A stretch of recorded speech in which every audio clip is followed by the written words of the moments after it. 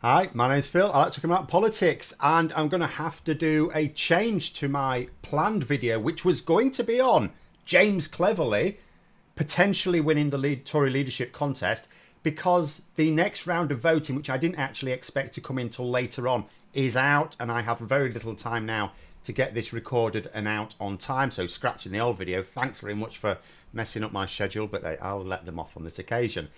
Because James Cleverly is not only through to the next round, that was expected, he's leapfrogged his way to the top.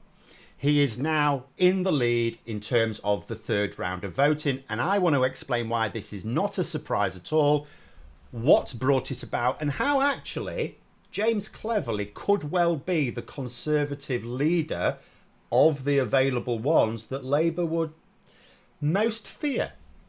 But first, if you'd like to be notified of daily political commentary, please click the subscribe button so you don't miss out. So, yes, latest round. It's hot off the press. James Cleverly, 39 votes. Robert Jenrick, 31. Kemi Badenoch, 30. And Tom Tugendhat, 20. Now, why has this come about? Because in the previous rounds, Robert Jenrick was in the lead. Kemi Badenoch was second. Then, in the last round, James Cleverly and Tom Tugendhat basically had the same number of votes each. I believe it was 21. I'm now having to do this from memory. And so effectively Tugendhat's lost a vote. James Cleverly has not only gained basically Mel Stride's votes, which was expected, by the way. This was totally expected, and I said so. But it looks like he's picked up a couple of other votes as well. And the reason for this is we could look at something on Conservative Home, which is like the website for Conservative Party members, and they did a survey after the conference. Now, in the conference, when I show you the results, this was their chance to really engage with members, the most active members, the ones who would attend there, and of course less active members would still pay attention to what's going on in conference, because the conference was just about the Tory leadership contest. There wasn't anything. I mean, you had people like Liz Truss, giving a big speech and everything. But effectively, the purpose of the conference was to let the Tory leadership contenders present themselves to the members. And all of them, apart from James Cleverly, made a proper mess of it. And this is what the survey shows. It asked the question for each of the Conservative candidates that existed at the time, because Tom Tugendhat's no longer there. Did the party conference make you more or less likely to support whoever? With Kemi Badenoch, 35% said less likely to just 30% more likely. Robert Jenrick, 43% said less likely compared to 23% more likely.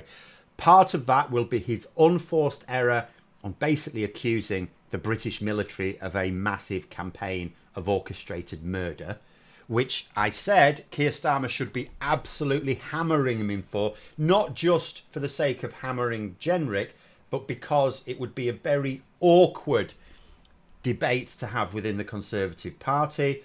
Tom Tugendhat, massive 38%, said they'd be less likely than 18%. So you can see here, Jenrick and Tugendhat had the worst of the party conference.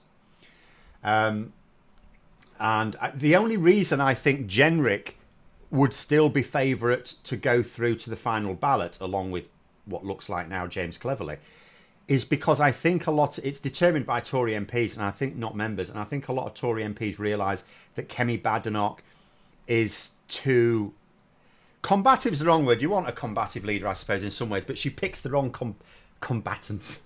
She picks fights with her own side, her own people, her own allies far too often.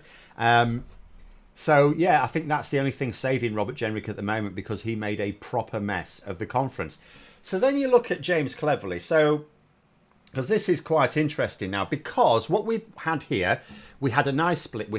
Because the Conservative Party at the moment, the way I characterise it, it's not very charitable. Conservatives would characterise it differently. But the way I characterise it is, at the moment, they're trying to decide, did they lose the election because they were too crazy or not crazy enough? That is ultimately what their argument is about. Now, you would say that Kemi Badenoch and Robert Jenrick represent the wing of the party that think, yeah, we weren't crazy enough, we were too timid. And James Cleverly and Tom Tugendhat represent the part of the party that goes, yeah, we were a bit too crazy. In fact, James Cleverly made a specific pitch to the members. Can we be more normal, please? Can we just be normal? So this now raises an interesting question, because James Cleverly is now the only moderate candidate left. So the moderate wing of the party will now surely have to back him. What we're going to expect in the knockout round, I think it's tomorrow. I'm pretty sure it's tomorrow before it then goes to the members. So think about what's happened here. Tom Tugendhat's gone out. There's 20 votes going spare there. Tom Tugendhat's a moderate. You would think most of the people, if not all of the people who were backing Tom Tugendhat, are not really going to think Robert Jenrick or Kemi Badenoch is the answer to the Tory problems, right? There might, in theory, be some Tom Tugendhat supporters who back Jenrick on the basis that, well, because a few years ago you would have described him as centre-right. He's turned himself into like the reincarnation of Suella Braverman, even though Braverman's still around. Maybe her soul split in two or something. I don't know. But anyway, whatever, there are some Conservatives who think, oh, Robert Jenrick, well, we don't really believe he's gone to the far right. He's just saying it to win the leadership, and then he'll tack back to the centre when he's leader. And I don't think he will. But what I'm saying is you might have some who back him, but you would think the majority of Tugendhat supporters are going to say, yeah, we're going to back Cleverly now. Especially as surveys like this, and this is not the only one, there has been other indications as well, that actually party members are looking at James Cleverly as being a credible leader. So, because normally, until the Conservatives are sick of losing, if you give them a choice between two candidates to be leader, they'll pick the crazy option. The only time they don't is when they're sick of losing. The only time they've not, like, for example, you look at the last one, it was between Truss and Sunak. They picked Truss. Between Hunt and Johnson, they picked Johnson. Before that, it was between Davis and Cameron. Okay, they picked Cameron, who was the sane choice. I might have to explain that he was the sane choice, by the way, at the time. But that was because they'd, been losing. They'd lost 2 elections in a row. They were getting nowhere. They were sick of it, and they finally wanted to win. And then before that, it was between Ian Duncan Smith and Ken Clarke. Well, Ian Duncan Smith won. So, until they're sick of losing, that's what they'll pick. Whereas at the moment, actually, the indications, and this is not the only indication, but the indications are that party members could actually back James Cleverly even over Robert Jenrick and Kemi Badenoch. There was some polling that was commissioned, admittedly by James Cleverly's team, that suggested some time ago that he could beat the other candidates in a head-to-head. So, yeah, I think moderate Conservatives will look at James Cleverly as not just the best option left, but actually someone who can realistically beat Jenrick and Badenoch. So they'll back him. The party members could well back him, because at the moment all the news is positive for James Cleverly. All the news. Like, Robert Jenrick's made a mess, Kemi Badenoch's made a mess. James Cleverly hasn't. He's just And then you think, so what sort of leader would he be? So what will he do to the Conservative Party? Should Labour be worried? I actually don't think James Cleverly is the best organiser. I don't think he's the best leader. Having policies and plans does not automatically mean they will come to fruition. For example, it was not Keir Starmer's policy that the media should start reporting on properly registered and within the rules gifts and donations as if they were as sleazy as the Tory corruption over the past few years. And it was not his plan to spend all that time and effort trying to persuade Sue Gray to become his chief of staff, only to lose her within a few months of the new government. So you can have plans and you can have policies, and it doesn't mean to say that it's automatically going to happen. But James Cleverly has the most potential. And I'll explain why. At the moment, the new Tory leader, what are they going to have to do? Realistically, if they want to put the party in an election-winning position again, they do need to tack back to the centre. They need to start attracting their traditional voters again. That means they're going to have plausible sounding policies. They don't have to be plausible, remember, just plausible sounding policies on healthcare, the economy, policing, housing, you name it, whatever. However, it's not even an elephant in the room, it's the thing they talk about all the time. The thing that they want most of all is how are you going to get those Reform UK voters back? What do those Reform UK voters want? Oh, they want you to tackle immigration. This is where, if you look at what the different leadership contenders have said, James Cleverly may have actually been a bit clever, unusually for him, because, first of all, he hasn't fallen down the leave the ECHR trap. Now, to be fair, neither has Kemi Badenoch. So he hasn't. So as far as anyone's concerned, if he wins the leadership, the party does not have to formally say, yeah, we should think about leaving the ECHR, because he said, no, I don't think we need to do that. So then you think, so how is he going to tackle immigration? One, he said he would resurrect the Rwanda plan. Now we can roll our eyes and say, look, mate, this is ridiculous, isn't it? We know it doesn't work. It's a plan you had when you were absolutely trounced in the election. We know that the public don't really think it's a goer. But it's not a bad idea for him to say he would bring it back, because one, he can claim as Home Secretary, he knew what a lot of people don't really know. He says, oh yeah, it was totally fine. We were definitely going to go for it. I know we called the election just before we could prove it, but yeah, that wasn't my idea.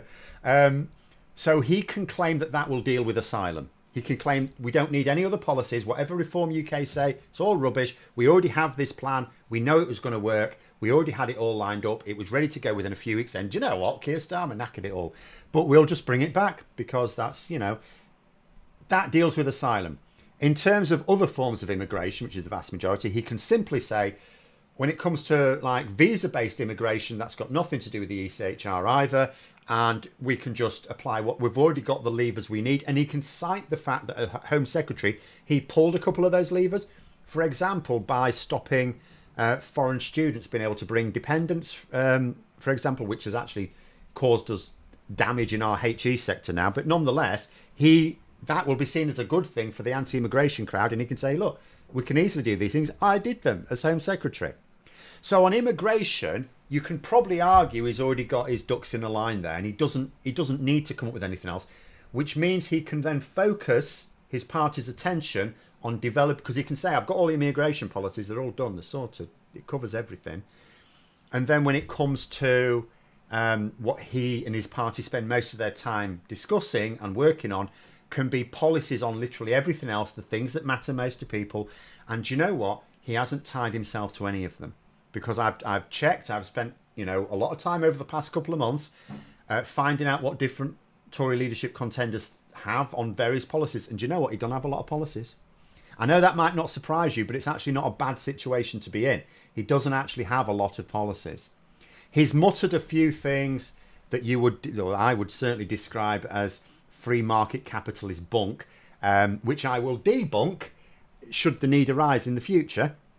But none of them are really going to be winning over the voters. So in terms of the policies that he is now free to pursue that would win over voters, he hasn't tied himself to any. In fact, Conservative Party members, if they make him leader, they're basically making him leader largely with a blank cheque, because he hasn't really set out what his policy aims would be, which is not a bad position to be in.